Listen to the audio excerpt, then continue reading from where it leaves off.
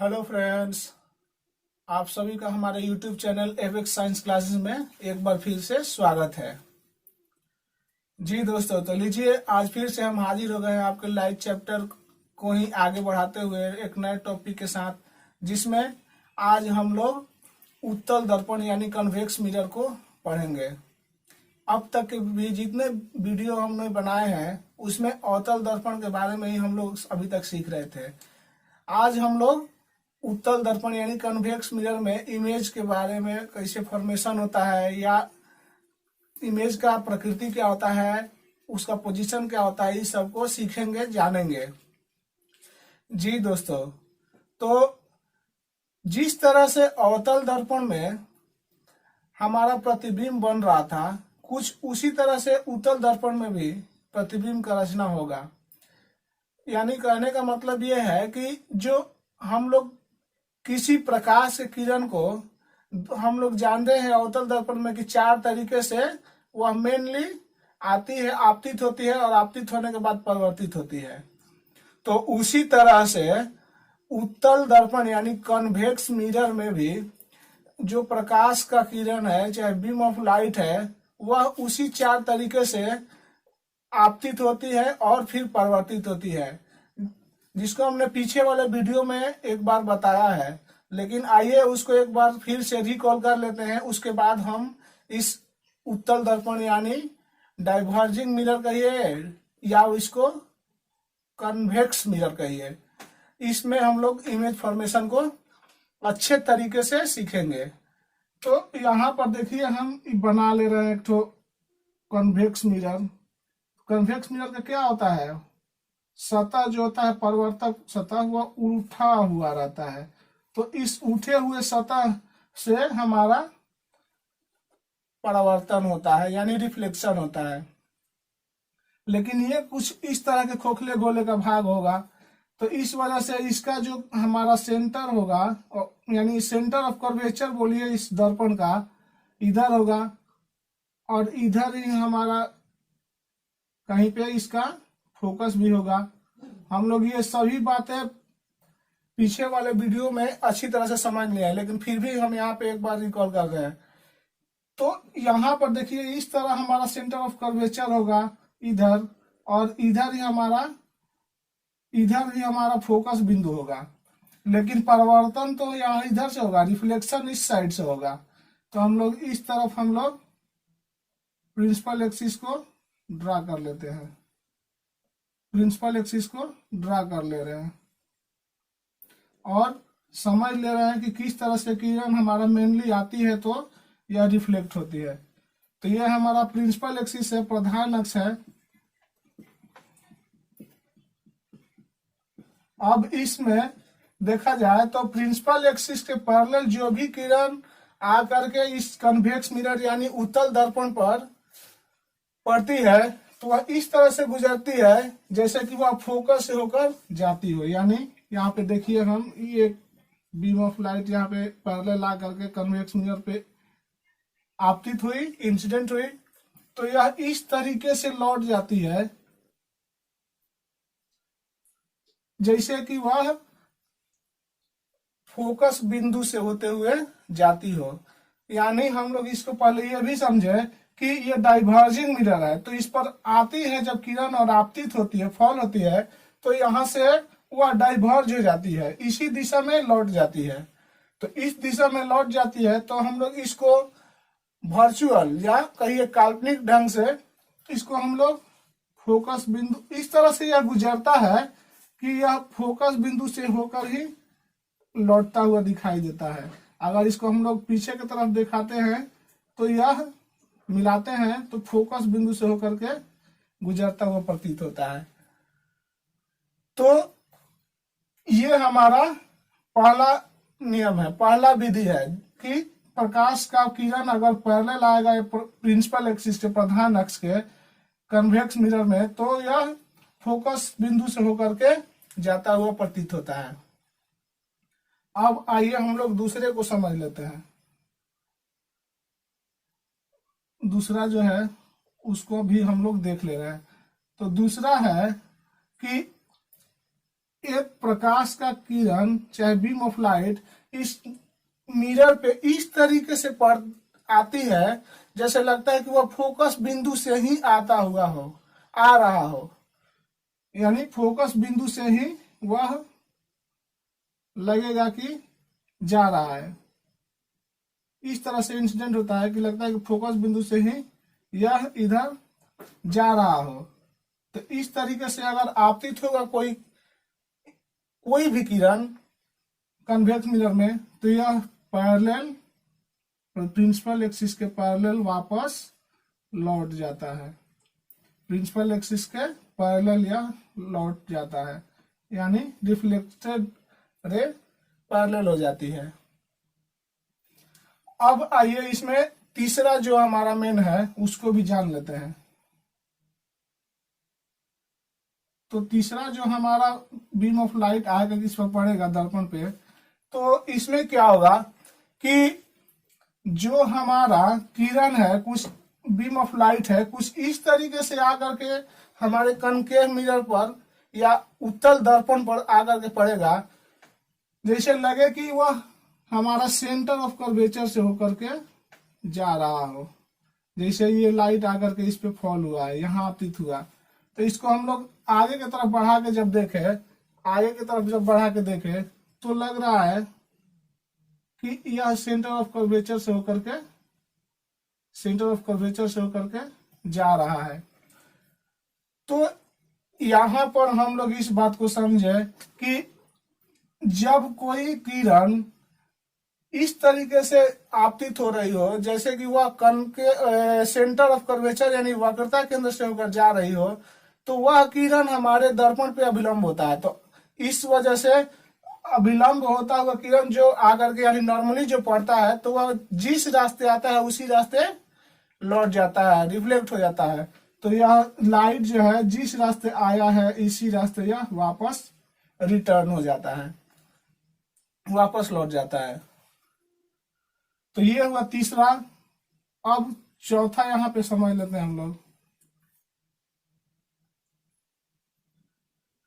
चौथा जो है, मान लीजिए कोई रे ऑफ लाइट है, चाहे कोई हमारा बीम ऑफ लाइट है, वह आकर के हमारे कन्वेक्स मिरर पे या उत्तल दर्पण पे इस तरह से आकर के फॉल हो रही है, आपतित हो रही है कि वह आकर के ये हमारा क्या है, पोल है, कन्वेक्स मिरर का पोल है। तो इस पोल पर ही आकर के यह इंसिडेंट हो रही है, यहाँ पर आपतित हो रही है इस बिंदु पर। तो ये हमारा क्या है, ये हमारा लाइन देखा जाए तो किससे मिल रहा है, सेंटर ऑफ कर्वेचर से। तो ये लाइन भी एक तरीके से इस सेंटर ऑफ कर्वेचर से होकर जाने की वजह से इस पर नॉर्मल है, अभिलंब है। अगर यहाँ ये भी सोचा जाए कि इसी रास्ते हमारा आकर के कोई किरण जा रहा है, तो लगेगा कि सेंटर ऑफ कर्वेचर से होकर जा रहा है। तो हम बताए खुद इससे ठीक कुछ देर पहले हम इस बात को समझाए कि यह क्या होता है, दर्पण पे नॉर्मल होता है, मिरर पे नॉर्मल होता है, अभिलंब होता है।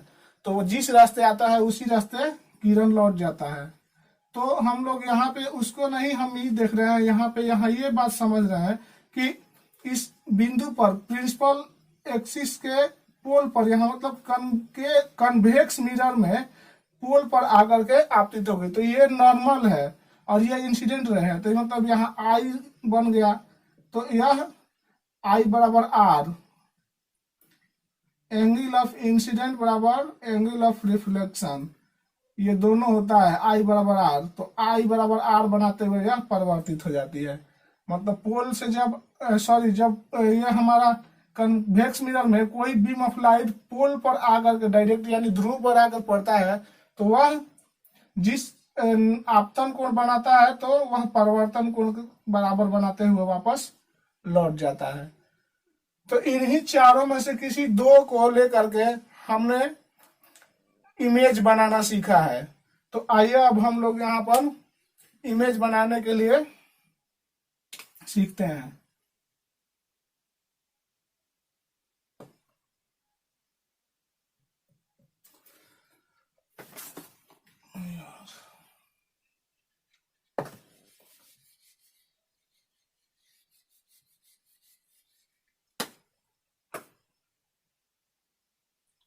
ये मान लीजिए हमारा कन्वेक्स मिरर है, इस कन्वेक्स मिरर में ही ये इसका पोल है। और हम लोग इधर डॉटेड लाइन से इसलिए दिखाते हैं क्योंकि ये हमारा काल्पनिक रूप से इसको हम लोग आगे बढ़ाए हुए रहते हैं। इधर तो हमारा कोई रे डायग्राम वगैरह नहीं बनता है, मतलब इधर हमारा कोई किरण आपतित होती ही नहीं है। कोई भी बीम ऑफ लाइट आती है तो इधर आके पड़ती है परावर्तक सतह पे। इधर ये हमारा रिफ्लेक्टेड सरफेस है, तो रिफ्लेक्शन वाला सरफेस ये है। तो इधर ही हम लोग प्रिंसिपल एक्सिस को ही हम आगे बढ़ा दे रहे हैं, इसको सीधा एक लीजिए, हम खींच दिए प्रिंसिपल एक्सिस है। अब उत्तल दर्पण में यानी कन्वेक्स मिरर में यानी डाइवर्जिंग मिरर में हम लोग वस्तु को यानी किसी भी ऑब्जेक्ट को पोल से और अनंत के बीच किसी भी बिंदु पर अगर हम रखते हैं तो उसका हमारा इमेज हमेशा आभासी बनता है। उसका इमेज हमेशा आभासी बनता है, यानी वह दर्पण के पीछे ही बनता है और यह हमेशा वस्तु से छोटा बनता है, बहुत छोटा बनता है। देखिए जैसे यहाँ पर हम एक वस्तु रख ले रहे हैं, ये हमारा देख ले रहे हैं, ये ए बी हमारा वस्तु है, ऑब्जेक्ट है, कोई प्लेस्ड कर दिए, प्रिंसिपल एक्सिस पर रख दिए। अब ये यहां से हम डायग्राम बनाना सीख रहे हैं। तो एक किरण जो होगा बीम ऑफ लाइट ऑब्जेक्ट से आ करके पैरेलल पड़ेगा हमारे कन्वेक्स मिरर पे। तो यह क्या होता है, इस तरह से जाता है जैसे कि फोकस से जा रहा हो, इस तरीके से जाता है जैसे वह फोकस से होकर के जाता हो। इस तरीके से यहाँ फोकस से होते हुए गुजर गया, मतलब ये तो रिफ्लेक्टेड है इधर, लेकिन हम लोग काल्पनिक रूप से वर्चुअल रूप से इधर हम लोग इसको मिलाते हैं। तो ये हमारा पहला हुआ। अब एक हम लोग क्या करते हैं कि दूसरा किरण इस तरह से इससे गुजरते हैं, मतलब इस तरह से गुजरता है जैसे वह वक्रता केंद्र यानी सेंटर ऑफ कर्वेचर से होकर के जा रही हो। तो यहां से मान लीजिए एक हमारा बीम ऑफ लाइट इस तरीके से आ रहा है जैसे वह सेंटर ऑफ कर्वेचर से होकर के, मान लीजिए ये सेंटर ऑफ कर्वेचर है, इस सेंटर ऑफ कर्वेचर से होकर के जा रही हो। तो ये हमारा जिस रास्ते आई है उसी रास्ते क्या हो जाएगी, रिफ्लेक्ट हो जाएगी।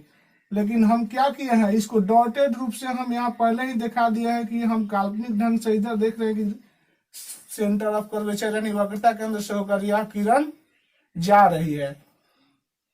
तो यहाँ पर हम आभासी रूप से या वर्चुअल रूप से देखें तो यहाँ पर ये कट करता हुआ महसूस हो रहा है, हम लोगों को प्रतीत हो रहा है। यह यहाँ पर वर्चुअल यानी काल्पनिक रूप से यहाँ पर काटता हुआ दिखाई दे रहा है।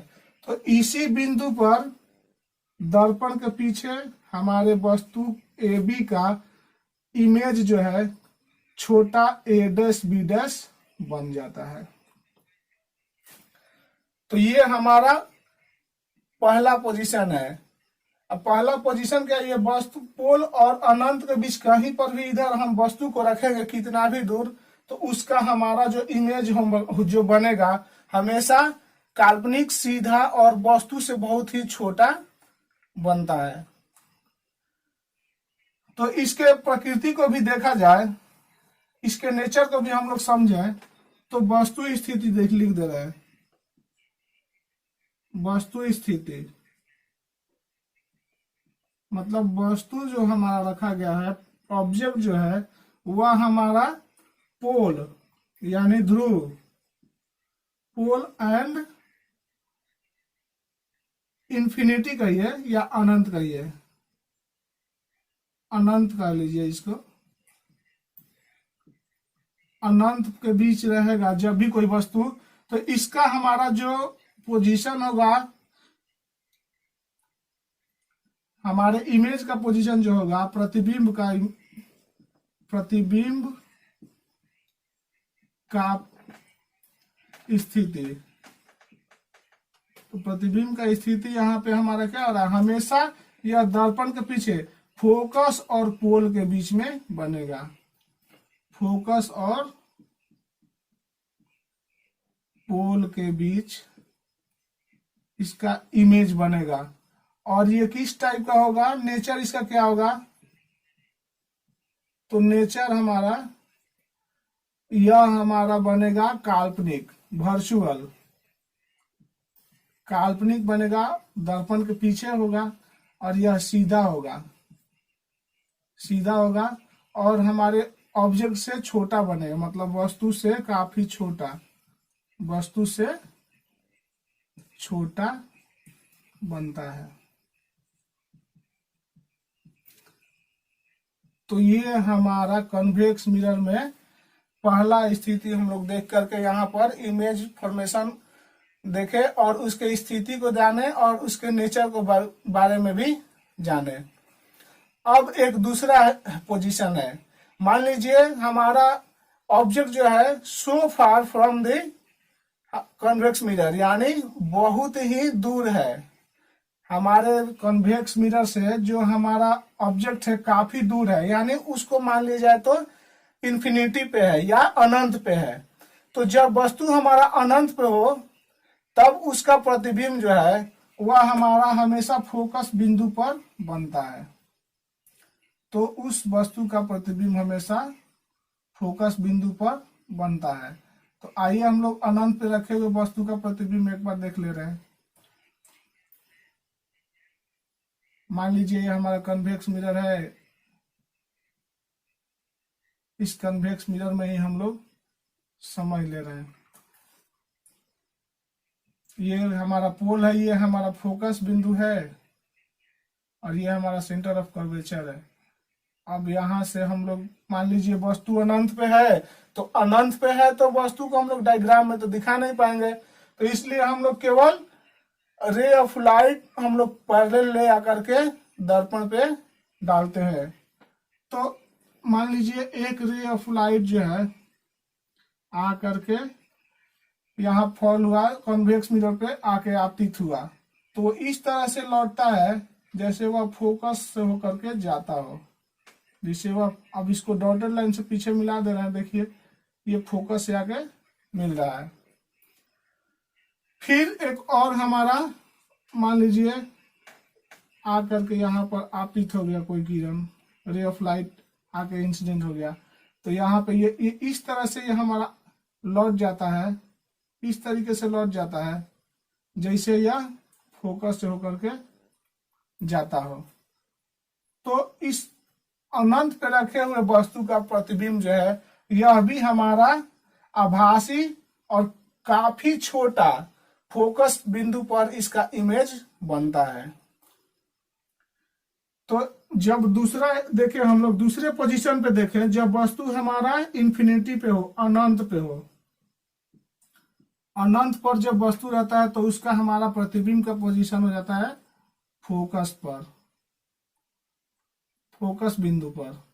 और नेचर क्या होगा, तो तब हम लोग यहाँ पर जो हमारा देखे कि प्रतिबिंब जो है फोकस बिंदु पर यहाँ पर बन रहा है, तो यह प्रतिबिंब जो है, यह प्रतिबिंब काफी ही डिमिनिश्ड करिए या बहुत ही छोटा सीधा बनता है और दर्पण के पीछे बनता है, काल्पनिक होता है। तो इस तरह से दोस्तों हम लोग केवल दो पोजीशन पे ही उत्तल दर्पण के अंदर हम लोग वस्तु के प्रतिबिंब को बनाना जानते हैं। तो आज के वीडियो में बस इतना ही दोस्तों। हम लोग यहाँ पर उत्तल दर्पण में प्रतिबिंब के फॉर्मेशन, उसके प्रकृति को देखे, उसके पोजीशन को जाने। अगले वीडियो में हम लोग उत्तल दर्पण तथा अवतल दर्पण के उपयोग के बारे में जानेंगे। जी दोस्तों, तो आज अगर आपको मेरा वीडियो अच्छा लगा हो तो प्लीज मेरे वीडियो को लाइक, शेयर तथा अगर आप चैनल पर नए हैं तो मेरे चैनल को सब्सक्राइब करना मत भूलिएगा। तब तक के लिए थैंक यू।